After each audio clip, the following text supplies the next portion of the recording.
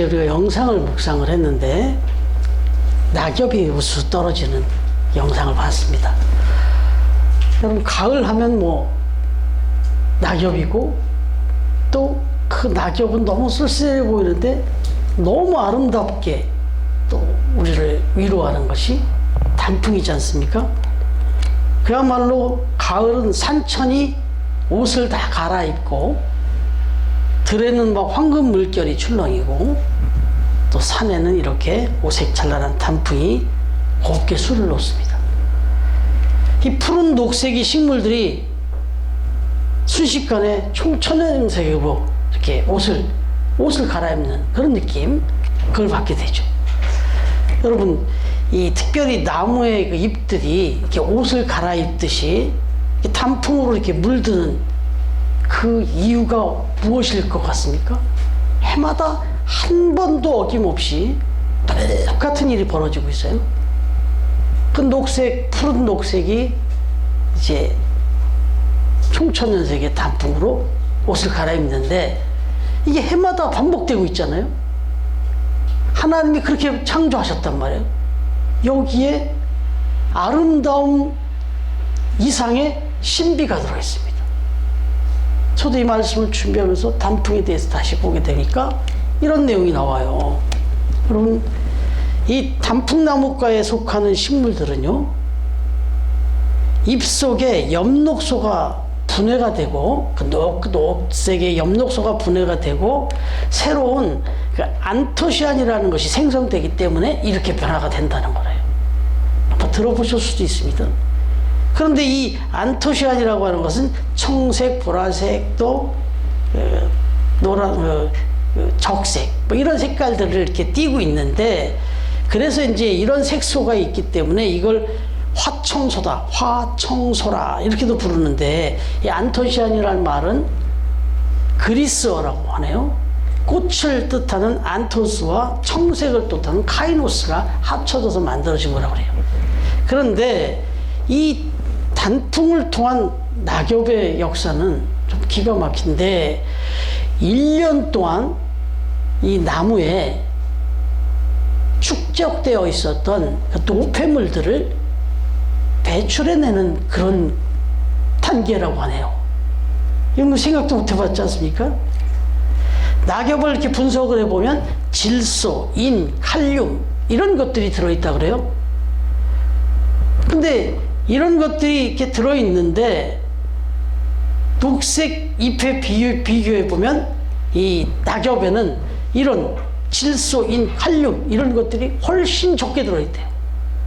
그냥 보통 원래 그 푸른 나뭇잎에는 질소인, 칼륨 이런 것들이 풍부하게 들어있었는데, 낙엽이 되거나 단풍이 될 때는 이런 질소인, 칼륨 같은 중요한 요소가 현격히 줄어든답니다. 왜 그러냐면 겨울을 준비하느라고 이 질소인, 칼륨이 나무에 꼭 필요하기 때문에 이걸 잎이나 뿌리, 줄기 이런 데로 쭉 빨아들인다네요.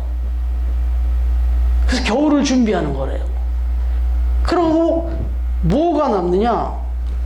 질소인, 칼륨 이런 거 나오는데 칼슘이나 규소 이런 건 또 여기 별로 이 나무에게 유익하지가 않다네요. 이건 뿜어내야 된다네요. 배출해내야 된대요. 그러나 나무는 배설 기간이 없잖아요. 그러니까 이 줄기와 뿌리 이런 데서 그 질소인, 칼륨 같은 걸 쭉 빨아당기고 이제 이야기대로 칼슘이나 규소 같은 거 이런 나쁜 것들은 뱉어내고 이걸 낙엽 쪽으로 가고 그리고 그 나무가 떨어져 나간다는 거예요. 그래서 이 나무가 겨울을 준비하면서 딱 그 건강성을 딱 회복한다는 거예요. 나쁜 건 뱉어내고 좋은 건 다 빨아들이고, 이게 극명히 나타나는 때가 바로 가을 이 시기라는 거예요.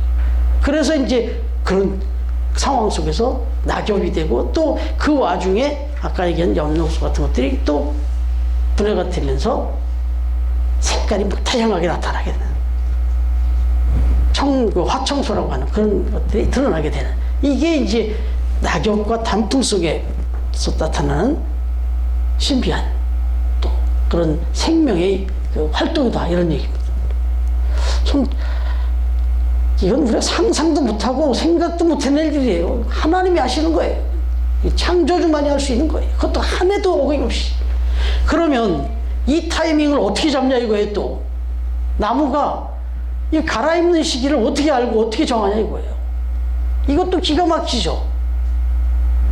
이 나뭇잎은, 이 나무는 해의 길이와 그 온도, 이제 우리의 삶 속에 벌어지는 이 온도들, 공기의 온도와 그 다음에 낮의 길이, 요 시기를 탁 나무가 인지하고 있다가 이 낮의 길이가 어느 접점까지 짧아지기 시작하면 그때부터 옷을 갈아입는다는 거예요. 그리고 온도가, 공기 온도가 어느 몇 도쯤 떨어지면 그때부터 옷을 갈아입는다는 거예요. 기가 막히지 않습니까?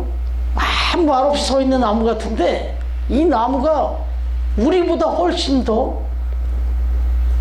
낮의 길이를 예민하게 아주 정확하게 체크하고 있고 공기 온도를 정확히 체크하고 그 타이밍에 탁탁 갈아입는다는 거예요. 내보낼 걸 내보내고 끌어당길 걸 끌어당기고 저장할 걸 저장하고. 이게 낙엽이 지는 시기가 이거를, 그래서 낙엽이 어느 날 저쪽이 이제 저쪽에서 낙엽이 지네, 저쪽에 단풍이 들었네, 그럼 우리도 이게 아니고 자기들 있는 위치에서 자기에게 맞는 때에 맞춰서 정확하게 온도와 낮의 길이를 딱 재가지고. 그래서 약간 헷갈리기도 하나 봐요. 또 사실은 가로등 밑에, 가로등 옆에 있는 은행잎은 좀 오래 가요. 예?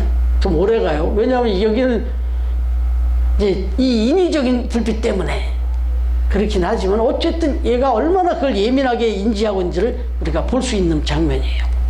여러분, 중요한 것은 하나님은 바로 이 자연 만물을 보면서 살아가는 우리들에게 단순히 예쁘다, 아름답다, 무상하다 이것만 느끼라고 하시는 게 아니라 그 나무의, 그 단풍의, 그 낙엽의 그 변화 속에서 지혜를 얻어야 된다는 거예요. 깨달아야 된다는 겁니다. 그래서 오늘 주신 말씀이 제목이 자다가 깰 때 그랬네. 이 때를 얘기한 겁니다. 우리가 그냥 아무 무상하게 그냥 막 지내다가도 때가 되면 그땐 빨리 옷을 갈아입고 정신 바짝 차려야 된다는 거예요. 그런데 지금이 어느 때냐? 자다가 깰 때다. 이렇게 말씀하세요. 자, 11절, 12절을 한번 같이 읽겠습니다. 11절, 12절 같이 한번 읽겠습니다. 시작. 또한 너희가 이 시기를 알거니 자다가 깰 때가 벌써 되었으니 이는 이제 우리의 구원이 처음 믿을 때보다 가까웠음이라. 밤이 깊고 낮이 가까웠으니 그러므로 우리가 어둠의 일을 벗고 빛의 갑옷을 입자. 아멘. 여기 보니까 때가 가까웠다, 때가 되었다 이런 얘기 하잖아요. 그러면서 밤이 깊고 낮이 가까웠다. 이 나무가 이 낮과 밤의 길이를 통해서 딱 깨닫는 것처럼 우리도 그런 시대의 변화, 이런 계절의 변화 속에서 깨달으라는 거예요. 근데 영적으로 보면 이 시기가 지금 이 사도 바울 때부터 시작해서 지금도 분명하게 하나 확실한 것은 때가 가까워졌다. 그래서 더 구체적인 얘기합니다. 우리가 구원을 받았을 때, 처음 믿었을 때에 비하면 지금 분명히 더 가까워진 거죠. 때가. 우리가 하나님을 믿은 지가 10년이 됐으면, 20년이 됐으면, 30년이 됐으면 그만큼 점점점 때가 가까워졌다라는 거, 이거 하나는 분명하다. 지금 하나님이 인내하시고 또 인내하시면서 한 영혼이라도 더 구원하시려고 이게 지금 이렇게 지금 긴 듯 느껴지고 있을 뿐이지, 사실은 지금 하나님이 임하셔서 다 심판하셔도 아무런 우리 변명하거나 어떻게 이럴 수가 있습니까? 라고 하기에는 지금 시대가 너무 악합니다. 너무 악합니다. 저는 지금 이 시대에 가장 정말 이거보다 더 악할 수 있을까가 느껴진 게 바로 지난번에 가서 광화문 나가서 외쳤던 거 그거예요. 여러분, 얼마나 세상이 무감각해졌냐면, 지난번에 광화문에서 우리가 그 집회를 그렇게 했잖아요. 근데 그런 집회를 전 세계에서 그렇게 해본 데가 없나 봐요. 아니 그렇게 다 썩어가는데, 다 죽어가는데, 질서가 다 깨져가고 있는데 감히 하나님 앞에서 하나님이 딱 눈에 확실하게 남성 여성으로 이렇게 태어났잖아요. 누가 봐도 이건 어떻게 할 수 없는 거죠. 우리 인간이 어떻게 남성 여성을 바꿀 수 있냔 말이에요. 뭐 전환 수술이요? 그렇게 성전환 수술하는 사람들이 결국은 40도 못 넘겨서 다 죽는답니다. 왜냐하면 호르몬을 스스로 파괴해버렸기 때문에 결국은 그냥 죽는데요. 보통 우리 뭐 한 100살까지도 살잖아요, 요즘 시대가. 근데 40도 못 넘기고 다 죽는답니다. 태국이든 뭐 저 필리핀이든 뭐 레이디보이다 하는데 이 사람들 40, 50살도 못 넘겨서 다 죽는답니다. 이게 하나님 앞에 도전한 결국 반론인데 지금 이 시대가 지금 그 지경이 됐잖아요. 그래서 영국 BBC에서 인터뷰가 왔대요. 예, 이번에 이 집회를 기획하고 기도하고 했었던 목사님한테 BBC로 이 다큐멘터리를 좀 만들고 싶다. 그 정도로 지금 이 시대가 그렇다는 거예요. 그러니까 지금 정말 우리가 정신 바짝 차리고 깨야 될 때다 이거죠. 그 어느 때보다도. 여러분, 그런데 여기서 하나 분명한 것은 이 시기가 돼서 자다가 깰 때라고 얘기를 했는데 그럼 누가 깨야 돼요? 다른 사람들 깨우는 게 아니고 내가 깨야 된다는 거예요. 내가 깨어나야 된다는 거예요. 내가 옷을 갈아입어야죠. 빨리. 여러분, 우리 신문이나 뉴스를 이렇게 보다 보면 다 거기서 나오는 내용들을 보면 다 내 탓이오라는 내용은 별로 없고요. 다 누구 때문이다, 누구 때문이다, 누구 때문이다. 국정감사라고 뭐 하는 거 보면 전부 서로 손가락질이에요. 서로 손가락질만 하고 있지. 여당도 자기가 잘못됐다는 말 안 하고요. 야당도 우리도 잘못했다 이런 말 안 하고요. 서로 뭐 죽이든 뭐 살리든 뭐 계속 네 탓이다, 네 탓이다만 합니다. 어제도 여러분 광화문 모아도 남대문 난장판이 됐습니다. 서로 네 탓, 네 탓으로 모여가지고. 여러분, 내가 변해야 되는 거죠, 내가. 그래서 저는 캐톨릭을 뭐 여기서 논할 건 아니지만, 뭐, 신학적으로는 많은 여러 가지 차이가 있고, 참 받아들이기 어려운 부분이 많이 있는 거 맞아요.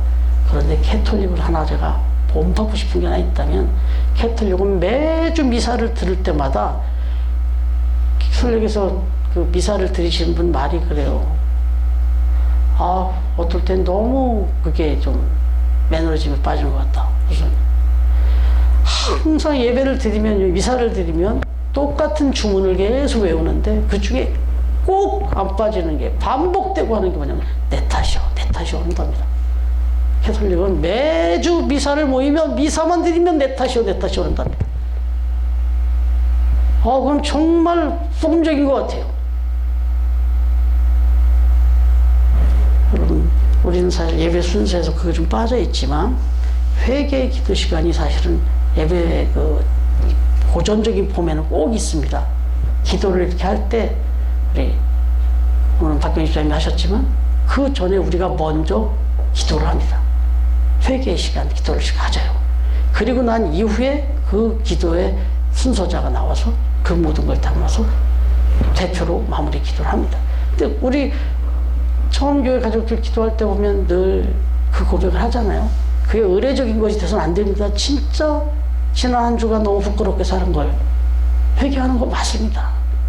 그게 나를 회개해야지. 이 세상이 썩어 빠졌습니다. 저 다 회개해야 됩니다. 막 이런 기도만 하는 거 하나님 그렇게 기뻐하지 않으신다. 여러분, 그렇습니다. 이걸 신학에서는 그래요. 자기 구원의 완성이다. 이런 말을 합니다. 무슨 얘기냐면 저와 여러분이 예수님을 믿었어요. 그래서 구원을 받았어요. 그러나 완성은 아니다 그랬잖아요. 우리가 예나가 이제 자라가지고 지금도 이제 초등학교를 입학을 했잖아요. 그러면 이제 초등학생이에요. 초등학교 학생입니다. 그러나 사실 완벽한 초등학교 학생은 아니에요. 왜요? 졸업을 해야죠. 입학만 가지고 완전하다고 할 수가 없죠. 6년 동안 배워가지고 졸업을 딱 받아내야 그래야 그게 이제 진짜 초등학교를 내가 졸업했다, 내가 이수했다라고 어디 가서 얘기할 수 있지. 지금은 아니란 말이죠. 그런 것처럼 우리가 하나님을 믿는 그 믿음이 시작이 돼서 구원을 받았다고 하는데, 물론 초등학생 맞아요. 그러나 완전한 초등학생은 아닌 것처럼 우리가 하나님을 믿었지만 우리 구원은 계속해서 완성을 이루어야 된다. 그렇기 때문에 그 완성을 이루기까지는 분명히 부족합니다. 그래서 우리 얘네한테 막 물어보면 아직도 구구단 헷갈리기도 하고, 예? 완벽하지 않잖아요. 지금 배워야 돼. 계속. 그런 것처럼 저와 여러분에게 믿음에 대한 것을 막 이야기하다 보면 여전히 하나님 앞에서 믿음적으로 부족합니다. 부끄럽습니다. 예? 그래서 그럴 때마다 해야 될 일은 계속 자기 변화를 해야죠. 누구 탓하기 전에 변해야죠. 근데 오늘 말씀 뭐냐면 졸업할 날이 다 됐다는 거예요. 이제 졸업식 할 날이 얼마 남지 않았다는 거예요. 그러니까 졸업식 할 때는 마지막에 또 졸업고사를 본다고요. 그러니까 그때까지 결산할 때가 오기 전까지 빨리 깨워서 자기 구원의 완성을 이루어가야 된다.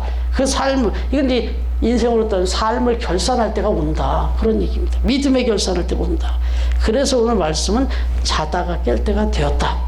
우리의 구원의 완성의 시간이 도래하였다. 정신 차려라. 이 말씀입니다. 빌립보서 2장 12절 말씀에 보면 이런 말씀도 있네요. 그러므로 나의 사랑하는 자들아, 너희가 나 있을 때뿐 아니라 더욱 지금 내가 없을 때에도 항상 복종하여 두렵고 떨림으로 너희의 구원을 이루라. 그러니까 이 구원을 이렇게 우리가 이루어가는 과정은 좀 긴장도 해야 된다. 그래야 된다. 그래서 두려운 마음도 가지고 있어야 되고 좀 떨리는 마음도 있어야 된다. 구원을 그렇게 이루어가는 거다. 신앙생활을 너무 그냥 안일하게 그냥 일주일에 한 번 교회만 나오면 구원이 이루어지는 것으로 생각하지 말고 삶 속에서 항상 두렵고 떨리는 마음으로 구원을 이루어가야 된다. 왜요? 더더욱이나 이 시대가 지금 마지막 때가 가까웠기 때문에 그 얘기를 합니다. 그래서 11절에 그 자다가 깰 때가 되었다. 그 다음에 12절에 밤이 깊고 낮이 가까웠다. 이런 말할 때 자꾸 때가 나오는데 이 부분에 대해서 한 번 더 말씀을 드리면 히라보로는 이게 카이로스라는 말을 쓰는데 이 카이로스에서는 사실 조금 어떤 때를 말하냐면 때도 때지만 위기의 때를 말하는 거예요. 이제 아주 절체절명의 때, 그런 때를 얘기합니다.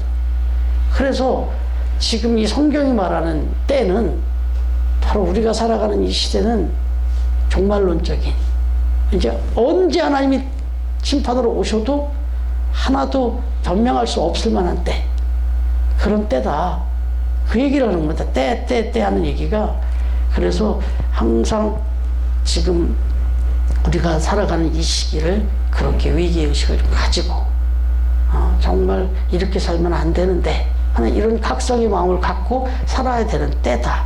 그래서 하는 얘기가 뭐 방탕하지 마라, 술 취하지 말라, 음란이나 호색이나 다툼이나 시기 등의 이런 부끄러운 일을 하지 마라. 그 얘기는 그런 옷을 벗어버리고 대신에 빛의 갑옷을 입어라. 빛의 갑옷이라는 건 선하고 아름다운 옷을 입어라. 믿음의 옷을 입어라. 이 얘기잖아요. 그래서 14절의 말씀 한번 다시 읽어볼게요. 같이 시작. 오직 주 예수 그리스도로 옷 입고 정욕을 위하여 육신의 일을 도모하지 말라. 그래서 주 예수 그리스도의 옷으로 입어라. 이렇게 얘기하는데 옷 얘기가 나오니까 조금 더 설명을 드리면, 여러분 옷이라는 것은 기능이 있죠. 옷은 어떤 기능을 합니까? 처음에 우리가 옷을 입게 된 것은 몸을 보호하기 위한 거잖아요. 멋내는 건 그 다음이고, 일단은 우리 몸을 안전하게, 따뜻하게, 그렇게 우리 몸을 보호하기 위해서 입는 거예요. 그런데 사실 그건 아주 1차적인 것이고, 그 다음부터 옷은 패션으로도 가는데 피할 수 없는 가장 중요한 기능이 옷에 하나 있는데, 그건 내 신분을 드러냅니다. 옷이 신분을 드러내는 거예요. 그래서 자기가 맡은 바 특정한 일을 감당하는 사람일수록 다 자기들이 맞는 유니폼이 있는 거죠. 그 유니폼을 입고 그 일을 합니다. 그 옷 안 입고 하면은 제대로 할 수가 없잖아요. 운동선수가 우선 운동복이 딱 입잖아요. 종목별로 운동선수들의 옷이 또 다 다르잖아요. 그래서 그 옷만 봐도 저 사람은 어떤 운동선수구나. 이걸 알 수가 있습니다. 그런가 하면 군인도 마찬가지 아니에요. 군인도 3군 사관학교 보면 다 해군, 육군, 공군이 군복이 다 다르잖아요. 그래서 그 군복을 보면 아, 저 사람이 해군이구나, 저 사람이 공군이구나, 이걸 금방 알죠. 경찰도 마찬가지고 공공기관 가면 다 마찬가지고. 그래서 그 옷을 입고 내가 그 일을 하는 거잖아요. 그러니까 때가 되었다 이 얘기는, 그리고 여기서 이어서 옷을 갈아입어라 한 얘기는, 그럼 제가 주일날 예배를 드릴 때가 됐어요. 그래서 교회를 나오게 되면 교회에 나올 때 맞는 때에 맞는 옷을 입고 와야 되지 않겠습니까? 제가 집에서 입고 있던 옷, 아니 평일날 오셔서 좀 만나시지만 그때 입었던 옷 이 갈아입어야죠. 제가 이 갈아입고 나와야죠. 그래서 제가 이러고 들어오면 다 쳐다봐요. 아, 주일이구나. 아, 일요일이구나. 또 예배 드리러 가는구나. 이 사람들은 개념이 없잖아요. 막 일요일인지 뭐 월요일인지 막 그렇게 장사하다가 제가 이러고 입고 들어오면은 아, 주일이구나. 이렇게 알아요. 그런 것처럼 저는 제가 해야 할 그 사명을 감당할 때는 이렇게 그에 맞게 옷을 입고 나와야 되죠. 네. 여러분도 마찬가지인 거죠. 우리의 신분이 그리스도인임을 분명히 하고 그리스도인의 사명을 확실하게 감당하고 살아야 된다, 이런 얘기입니다. 그래서 그 사명에 대해서 조금 더 구체적으로 들어가면 마태복음 5장 13절에서 16절인데 그건 바로 빛과 소금의 사명입니다. 아까 우리 박 집사님 기도해 주셨지만 결국 그거예요. 이제 빛의 갑옷을 입었어요. 빛의 갑옷을 입었으면 빛된 사명을 살아야죠. 그러니까 우리가 빛과 소금의 사명을 살아가는 것. 그래서 세상에 나아가서 그렇게 사는 겁니다. 그래서 이렇게 막 대대적으로 세일해 주는 거는 세일대로 우리가 혜택을 받으면서 정보 잘 적용해서 사세요. 그런데 어디 가셔가지고 세일도 안 하고 있는데 막 어떻게든지 한 푼에 더 깎아보려고 그러고 막 이건 그리스도인의 삶에는 옳지 않습니다. 정말 정보를 알고 정말 지혜롭게 그리고 절약하며 이렇게 사는 건 맞는데 그냥 다른 사람보다 조금이라도 손해를 안 보려고 악착같이 막 이렇게만 사는 것은 별로 하나님이 기뻐하시는 삶은 아니고 오히려 하나님은 베풀고 나누고 섬기며 살라, 이렇게 말씀하시거든요. 이 세상 사람들의 삶의 가치와 우리 그리스도인의 삶의 가치는 분명히 다른 거죠. 예. 그런 지금 이 시대는 정치를 탓하고 사회를 탓하고 교육을 탓하고 상대방을 막 탓하는 시대입니다. 그러나 우리 그리스도인들은 이런 시대에 절대로 정말 다른 사람을 탓하기 전에 나를 바라보고 내가 갈아입어야 할 옷, 바로 예수 그리스도의 이 복음의 옷을 입고 이 시대를 살아갈 때 정말 당당하게 그렇게 살아갈 때 바로 이 마지막 때 자다가 깰 때라고 하신 말씀, 이게 이제 우리에게 주신 사명이다라고 하는 거예요. 그래서 항상 빛의 갑옷 예수 그리스도의 옷을 입고 누가 봐도 저 사람은 예수이구나, 누가 봐도 저 사람은 이제 하나님 있는 사람이네 라고 인정하실 수 있는, 인정받을 만한 그런 삶을 살아가야 되는 때가 특별히 지금이다. 오늘 이 말씀 마음속에 새기시면서 항상 자다가 깰 때라는 얘기는 지금 자고 있으니까 이런 얘기를 하는 거예요. 저와 여러분이 혹시라도 믿음 안에서 그렇게 잠들어 있지는 않는지 돌아보시고 다른 사람이 아니라 나를 바라보면서 그렇게 주님 앞에서 정말 하나님의 뜻을 이루면서 이 세상을 변화시키며 살아가는 우리 처음 가족들 다 되시기를 주님의 이름으로 축원합니다.